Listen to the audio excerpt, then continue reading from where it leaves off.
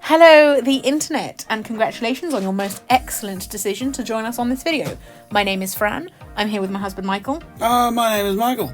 And this journal is a journal that I have made for a friend of mine called Suzie. The cat's just turned up, to join in, as is tradition.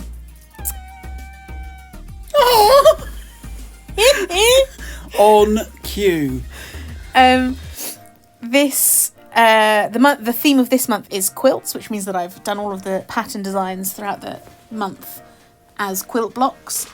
And the way because I don't have much space for Suzie to sort of play with her own decorating or anything, what I've done is I've filled in some illustrations for her that she can then colour in. And I'm going to hide the theme, so I'm going to hide that little bit that says quilts. And then on this side of the cover spread, I've got a little colour scheme. So here she's going to print off and stick a picture of her favourite dessert. And then from that photo, she's going to pick 5 colours, which will become her colour scheme. And I've actually written down, I think I've got like a dark colour, a bright colour, a pop of colour, a main colour, oh, there we go. Dark, a pop, a main, a muted, and a light colour. Okay, so what happens if, like, favourite dessert, let's say it's vanilla ice cream. It's just one colour. Then she would have 5 different shades of, like, muted, neutral, vanilla, warm neutrals. I like it. So, if she's watching this month before she gets the journal... hey, transition. Then the theme is ruined for her.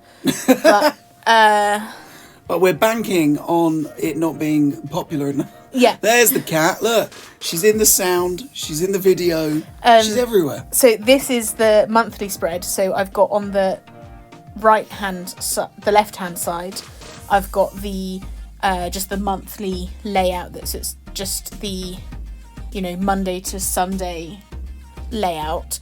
And then I've also got on the right-hand side, I've got some habit trackers. She's got 6 habit trackers there. She's got some little spaces for the first 5 weeks of the year to write weekly highlights. Yeah, so it's like the 52 memories to memory that I did in other spreads, in other setups. Gotcha, yeah.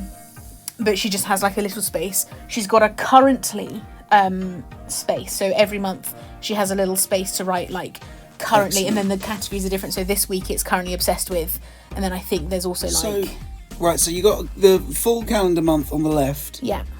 And on the right, am I right in thinking that you've done little tabs all the way down? I have done little tabs all the way down so that she can see. I didn't have enough pages to do proper Dutch doors on this one, because the paper's so thick that the page count is a bit lower. Take that, Dutch people. I take it it's a Dutch person thing, Dutch doors. I don't know. It's just what it's called. Oh, okay. Oh, I take it back. For the record, we have nothing against the Dutch. No, I was just trying to be funny. Oh. I'm failing as per usual. Okay, well, this is the layout of the weekly spread. This weekly spread is going to be consistent throughout the whole year. Again, there wasn't a lot of space to play with. And so I thought that instead of trying to do something exciting with like different page shapes and stuff, I would give her as much space to work in as possible. Okay. She's got 8 squares, which is 7 days of the week, and 1 space for notes. Okay, see, I was going to say, 8 squares, that's more than the amount of days. Okay, yeah. Well, the first square is... funsies. Well, it's notes. So, like, if she has, like, a to-do list for the week, or if she has... I don't know, an email. My go-to is always, someone has to write down an email address, as if we don't always all carry our phones on us at all times, and can just easily put that directly into the contacts of our phones. These are real quilting blocks. I ended up not liking that one. I actually cut out quite a lot of the filming of that process, because at a certain point of the sort of pinwheel design, it looked like a very well-known hate symbol. dear. Oh dear. And I panicked, and I cut out the bit of the video where I visibly panic in my hands. and then I did it, and then I just thought, because I then added so many lines to try and make sure it didn't look like that, that it just became too busy, so I just cut out a square and stuck it down. Oh, we should rewind and try and zoom it. No, absolutely not. Well, okay. So you did the old paper glued over the top. I did. So if that paper drops out, there'll be a moment of terror for Suzie. It looks like a quilting design. Okay. It's just I didn't like it, so I just took it Fair. out. I've heard many reasons to not like a quilting design. Yeah, fair. That's a high, fair one. High up there, yeah. Yeah. And so I've done all the tabs. I've got in the middle square of the layouty things. I've got variations of different types of quilting blocks. They're called quilting blocks because you would take your quilting fabric, which... Are you doing maths there?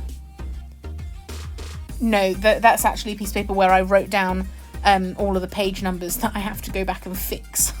Oh. I've made mistakes on them. So they're called quilting blocks because... so you would get your like scraps of fabric and you would cut it all into like, you would like quilt it together in like strips or in like squares or whatever, and then you would like cut those into standard blocks of fabric. So you would then have like, a 4x4 square quilt or something, and then you could do borders and stuff. But the idea is that these are like well-known sort of patterns. That's my hair.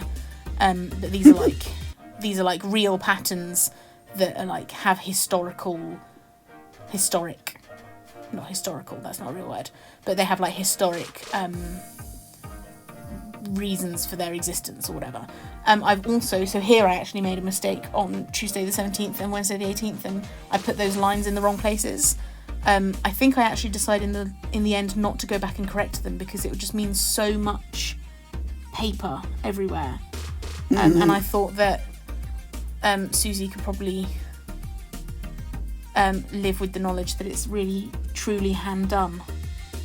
If you're doing something handmade with love, like, it's got to look handmade. You've got to have some mistakes in there. Otherwise, if it's too perfect, people won't believe it, right?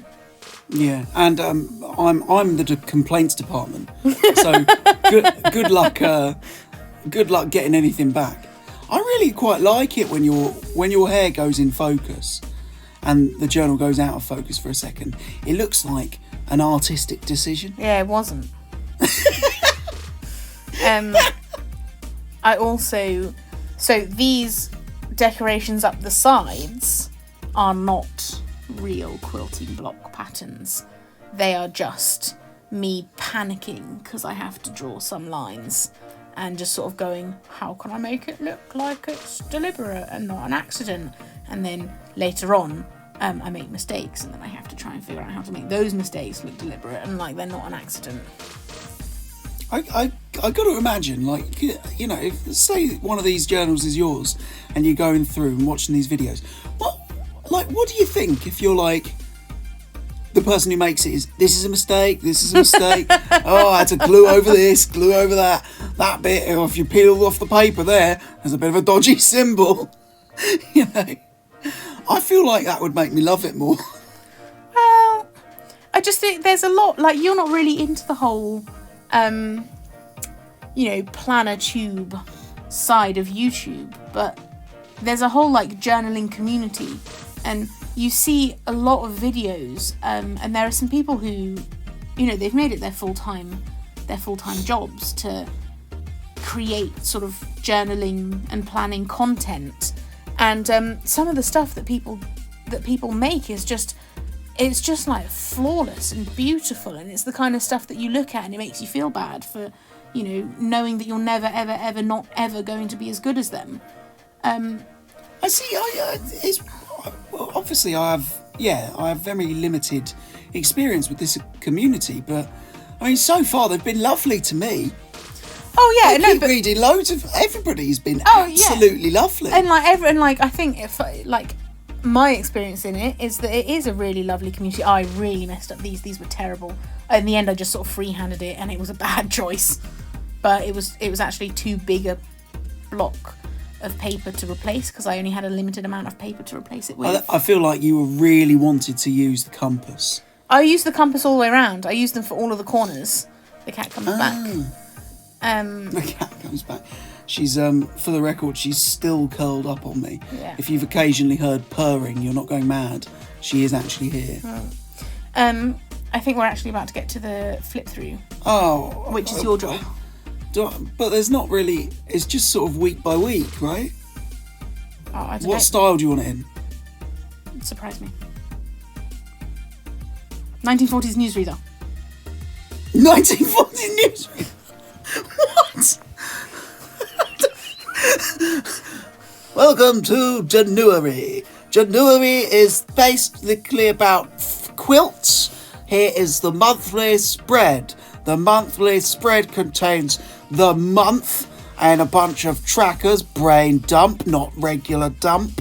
Then you go to the first week with 8 days, the second week with 8 days, the third week with 8 days, and the fourth week with 8 days. Wait, there are 5 weeks in January? There are 5 weeks in... How many weeks are there? There's 6 weeks in January? Have I stopped counting incorrectly? How many weeks are in January? It was 6 because I did the last week of 2022 as well. Oh, right.